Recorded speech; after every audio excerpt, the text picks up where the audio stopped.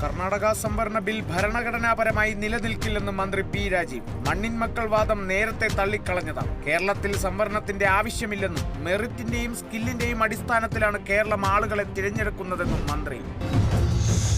പഞ്ചാബ് ഗവർണറെ ചാൻസലർ സ്ഥാനത്ത് നിന്ന് നീക്കാൻ പഞ്ചാബ് സർക്കാർ സമർപ്പിച്ച ബിൽ മടക്കി രാഷ്ട്രപതി. ഗവർണർക്ക് പകരം മുഖ്യമന്ത്രിയെ ചാൻസലറാക്കിക്കൊണ്ടുള്ള ബില്ലാണ് രാഷ്ട്രപതി മടക്കിയത്. ബിൽ നിരസിച്ച രാഷ്ട്രപതിയുടെ നടപടിയെ സ്വാഗതം ചെയ്ത് BJP പഞ്ചാബ് ഘടകം. ഗവർണറെ ചാൻസലർ സ്ഥാനത്ത് നിന്ന് നീക്കിയ കേരളത്തിന്റെ ബിൽ രാഷ്ട്രപതിയുടെ പരിഗണനയിൽ. വ്യാജരേഖ ചമച്ചെന്ന ആരോപണം നേരിടുന്ന IAS ട്രെയിനി പൂജ ഖേദ്കറുടെ അമ്മ മനോരമ ഖേദ്കർ അറസ്റ്റിൽ. മനോരമയെ അറസ്റ്റ് ചെയ്തത് കർഷകരെ തോക്ക് ചൂണ്ടി ഭീഷണിപ്പെടുത്തി അനധികൃതമായി തോക്ക് കൈവശം വെച്ചു എന്നീ കേസുകളിൽ. അറസ്റ്റിലായത് റായ്ഗഡിൽ ഒളിവിൽ കഴിയുന്നതിനിടെ.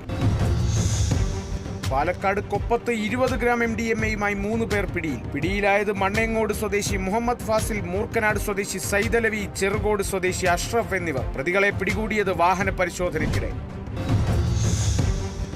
തൃശൂർ കുണ്ടഴിയൂർ GM UP സ്കൂളിൽ കാർഷിക ചന്ത സംഘടിപ്പിച്ചു. കാർഷിക ചന്ത സംഘടിപ്പിച്ചത് ഞാറ്റുവേലകളുടെ പ്രാധാന്യത്തെക്കുറിച്ച് മനസ്സിലാക്കാനും വിവിധ കാർഷികോൽപ്പന്നങ്ങൾ, ചെടികൾ എന്നിവയെ പരിചയപ്പെടുത്തുവാനും. വെങ്കിടങ്ങ് ഗ്രാമപഞ്ചായത്ത് പ്രസിഡന്റ് കൊച്ചപ്പൻ വടക്കൻ പരിപാടി ഉദ്ഘാടനം ചെയ്തു.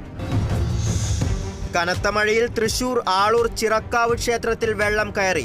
വെള്ളം കയറിയത് ക്ഷേത്രത്തിനകത്ത് 2 അടിയിലേറെ ഉയരത്തിൽ. മഴ തുടർന്നാൽ ക്ഷേത്രത്തിൽ പൂജാകർമ്മങ്ങൾ മുടങ്ങുന്ന സാഹചര്യമെന്ന് ഭാരവാഹികൾ. തൃശൂർ കീഴൂരിൽ വൈദ്യുതി ലൈനു മുകളിലേക്ക് തെങ്ങ് വീണ് മണിക്കൂറുകളോളം വൈദ്യുതി തടസ്സപ്പെട്ടു.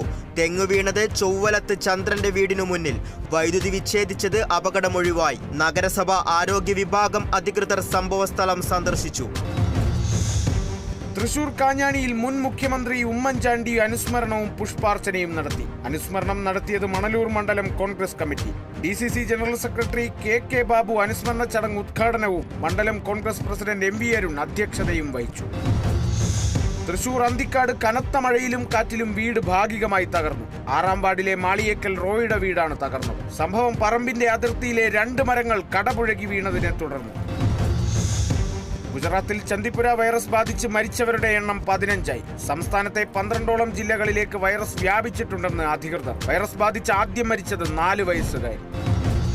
സുപ്രീം കോടതിയിൽ 2 പേർ കൂടി ജഡ്ജിമാരായി ചുമതലയേറ്റു. ചുമതലയേറ്റത് ജമ്മു ഹൈക്കോടതി chief justice N Koteshwar Singh, Madras ഹൈക്കോടതി ചീഫ് ജസ്റ്റിസ് R മഹാദേവൻ എന്നിവർ. സത്യവാചകം ചൊല്ലിക്കൊടുത്തത് സുപ്രീം കോടതി ചീഫ് ജസ്റ്റിസ് DY ചന്ദ്രചൂഡ്.